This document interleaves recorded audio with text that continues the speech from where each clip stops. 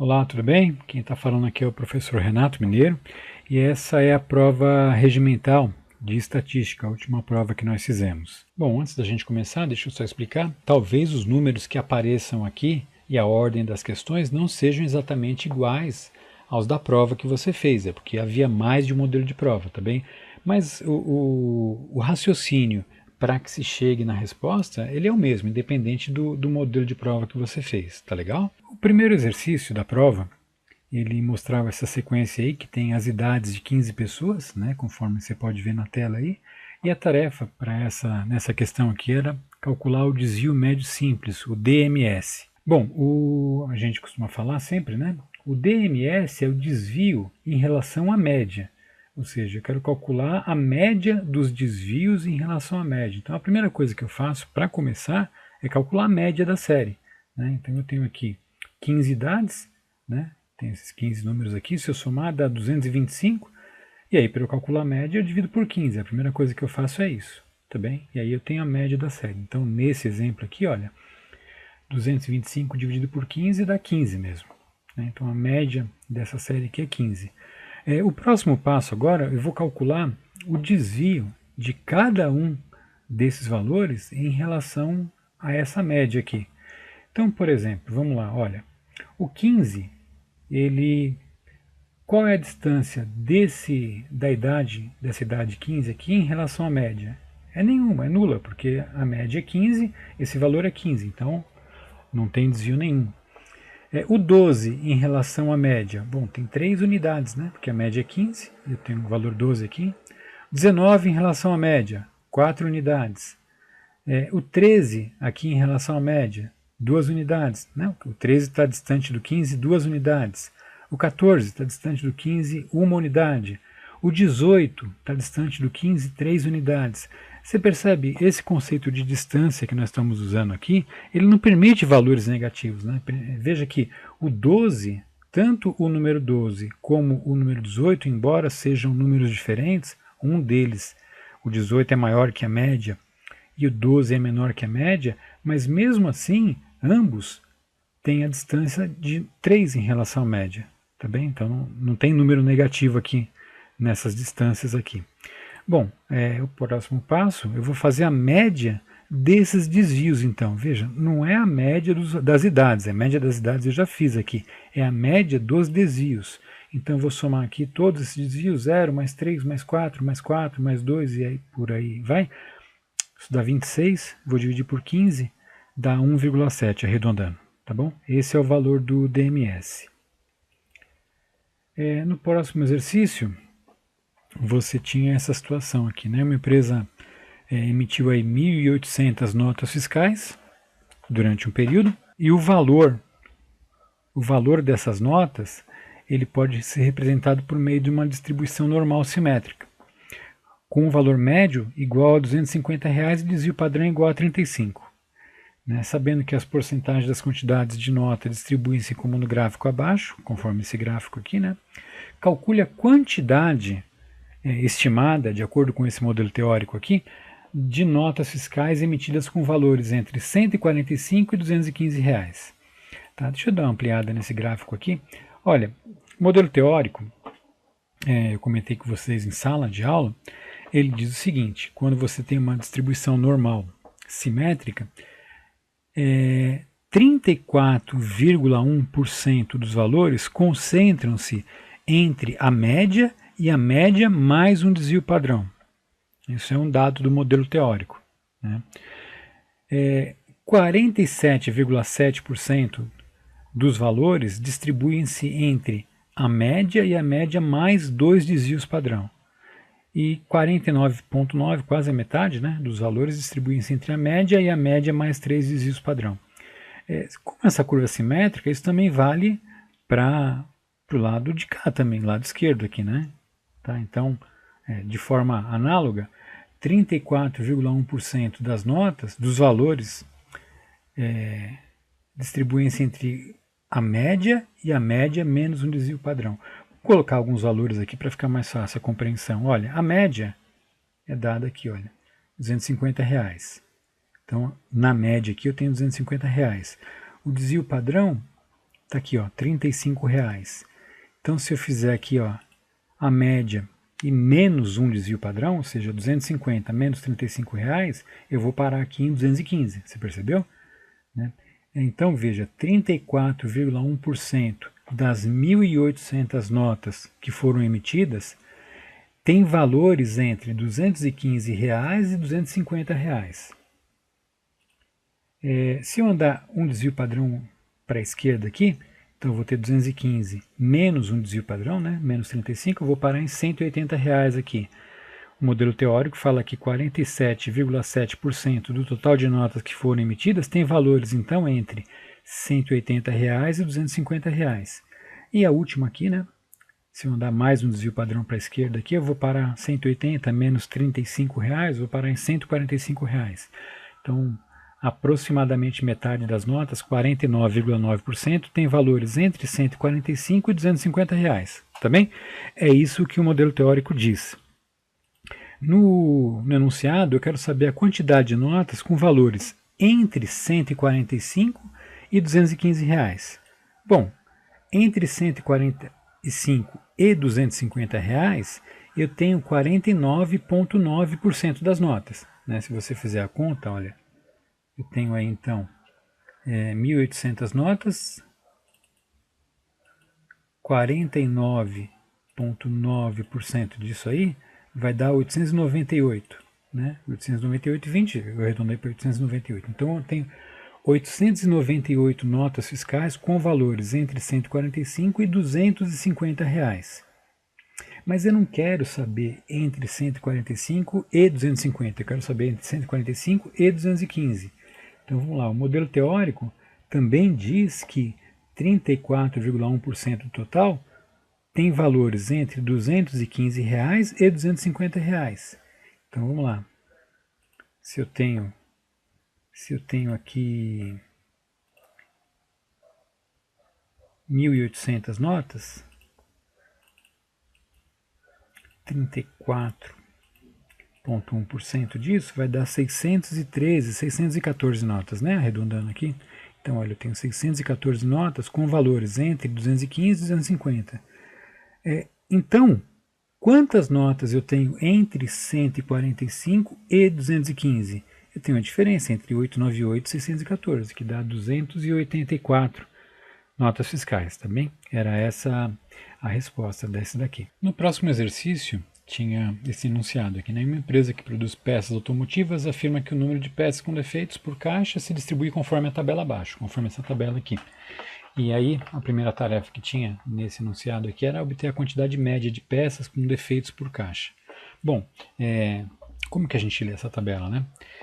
Tenho aqui, ó, em 33 das caixas que foram analisadas, eu não tenho nenhuma peça com defeito, tenho 0 peça com defeito, tá bem? Em 27 das caixas que foram analisadas, eu tenho uma peça com defeito em cada uma das 27 caixas, tá bem? Em 23 das caixas analisadas, eu tenho 2 peças com defeito em cada uma das caixas. Para eu saber a quantidade média de peças com defeito por caixa, então eu tenho que fazer o seguinte, eu tenho que descobrir nesse lote todo aqui, quantas peças defeituosas eu tinha, tá bem? E dividir essa quantidade de peças defeituosas pela quantidade de caixas, né? Então vamos lá. Quantas peças defeituosas eu tinha nessas 33 primeiras caixas aqui? Nenhuma, porque nessas 33 caixas eu não tinha nenhuma peça com defeito, 0 peça com defeito, tá bom? Nas próximas 27 caixas, então eu tinha uma sequência aqui de 27 caixas, em cada uma delas eu tinha uma peça defeituosa. Então eu tenho aqui, nessas caixas aqui, eu tenho 27 peças defeituosas, porque é uma por caixa. Nessas 23 caixas aqui, eu tenho 2 peças defeituosas por caixa, então isso me dá um total de 46 peças defeituosas. Nessas 7 caixas, em cada uma delas tinha 3 peças defeituosas. Isso me dá um total de 21 peças com defeito. Nessas 6 aqui eu tinha 4 peças defeituosas em cada uma das caixas, então eu tenho 24 peças defeituosas. E nas últimas 4, em cada uma delas 5 peças com defeito. Isso me dá um total de 20 peças defeituosas. Você percebeu que o que a gente fez aqui nada mais foi que multiplicar isso aqui, ó, pela quantidade de caixas, né? 0 vezes 33, 0. 1 vezes 27, 27, e por aí vai, né? Se eu somar essa coluna aqui, ó, eu consigo observar que eu vou ter, então, no total, nesse lote analisado aqui, eu tenho 138 peças com defeito. E eu tenho 100 caixas. Então, se eu fizer 138 peças com defeito dividido por 100 caixas, eu tenho uma média de 1,38 peças defeituosas por caixa. Você pode arredondar isso aí para 1,4, tá bem? A próxima tarefa era calcular a quantidade mediana de peças por caixa. Então, tratava-se de descobrir um valor que separasse a série ao meio, né? Então vamos lá, se você tem 100 caixas, imagina que você pegou as 100 caixas e alinhou todas as 100 caixas, né? Colocou elas de forma alinhada assim. Eu tenho que pegar, como são 100 caixas, eu tenho que ver 100 é um número par, então eu não tenho uma caixa que separa a série em duas partes. Eu vou ter que pegar a caixa que está na posição 50 e a caixa que está na posição 51. Vou ter que pegar essas duas caixas e verificar quantas peças defeituosas tem em cada uma dessas duas caixas. Tá? Então vamos lá, olha. Se eu tenho 100 caixas aqui, né, para eu calcular a posição, eu peguei e dividi por 2 aqui, 100 dividido por 2 dá 50, 100 é um número par, então isso quer dizer que eu tenho que pegar a posição 50 e a posição 51. Dá uma olhada aqui, ó. Você percebe que na primeira caixa não tem nenhuma peça com defeito. Na segunda caixa, idem, nenhuma peça com defeito. Na terceira caixa, idem, nenhuma peça com defeito. Até a caixa número 33, até a caixa que está na 33ª posição, todas elas não têm nenhuma peça com defeito. Então, é 0, tá bem? Na próxima caixa, na caixa que está na posição 34, né, eu tenho uma peça com defeito, porque ela já faz parte dessas 27 caixas, dessas 27 próximas caixas aqui. A caixa que está na posição 35, uma peça com defeito. A caixa que está na posição 36, uma peça com defeito. Ou seja, nas próximas 27 caixas, todas as próximas 27 caixas depois da caixa 33, todas elas têm uma peça com defeito. Você percebe então que eu vou parar na posição 60 aqui, né? Porque se eu tinha 33, depois das 33 eu coloquei 27 caixas alinhadas, eu vou parar na caixa número 60. Isso quer dizer que na caixa que está na posição 50 eu tinha uma peça com defeito. E na caixa que estava na posição 51 eu também tinha uma peça com defeito. Tá? Então a mediana é a média entre esses dois valores aqui, que é óbvio, dá 1. Tá? O resultado é esse. A mediana é 1. Isso quer dizer que metade dessas caixas tinha uma ou menos peças defeituosas. E a outra metade das caixas tinha uma ou mais peças defeituosas. É esse o significado da mediana. Bom, no próximo exercício era apresentado esse gráfico, né, que tem a distribuição das notas de uma quantidade de alunos de uma sala. Como que você faz a leitura desse gráfico, né? Veja aqui, por exemplo, aqui, ó, tem 8 alunos, porque a altura do gráfico é 8 e a altura corresponde à quantidade de alunos, que tirou nota entre nota 0 e nota 2, né? Conforme está aqui, olha, entre nota 0 e nota 2, né? Porque esse aqui é o eixo das notas, conforme está identificado aqui. Tá? Então, se o menino tirou nota 1,3, ele está entre esses 8. Se ele tirou nota 0,5, ele está entre esses 8. Tá bem? Se ele tirou nota 2 ou nota maior que 2, ele não está mais aqui. Ele está nesse próximo espaço aqui, olha. Então, ele já faz parte, se tirou entre 2 e 4, 2,1, 2,2, 2,5, 3,8, né? Qualquer valor entre 2 e 4, ele faz parte desses 10 aqui, você está vendo aqui, ó, entre 2 e 4, eu tenho 10 alunos que tiraram notas entre 2 e 4. E por aí vai, eu tenho 14 alunos que tiraram nota entre 4 e 6, tenho 12 alunos que tiraram nota entre 6 e 8, e por fim eu tenho 6 alunos aqui, ó, que tiraram nota entre 8 e 10, tá bem? A primeira tarefa é essa aqui, né? Considere que para ser aprovado o aluno precisa no mínimo de nota 6. Qual é a porcentagem dos alunos que foram aprovados? Bom, a primeira coisa que você precisa descobrir é quantos alunos tem na sala. Você percebe que se eu somar esses 8 alunos com esses 10, com esses 14, com esses 12 aqui e com esses 8, eu vou ter um total de 50 alunos. Então essa sala aqui tem 50 alunos. Tá bem? Primeira coisa é essa. Segunda coisa, quantos alunos foram aprovados? Não a porcentagem ainda, o número de alunos que foram aprovados. Bom, se ele tirou 6, ele não pode estar aqui, onde eu estou passando o mouse aqui. Porque aqui são notas de 4 até 6, mas esse espaço aqui, ó, esse intervalo é um intervalo aberto em 6. Então, se ele tirou 6, ele não está aqui, ele está aqui.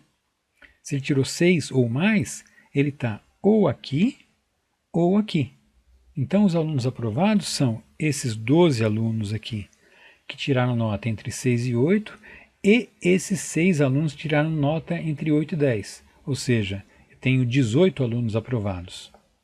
Tá bem? E aí eu faço uma... Agora, já que eu sei a quantidade total de alunos e eu sei a quantidade de alunos aprovados, cabe agora calcular 18 é quantos por cento de 50? Se você quiser, você pode fazer essa regrinha de 3 aqui, né?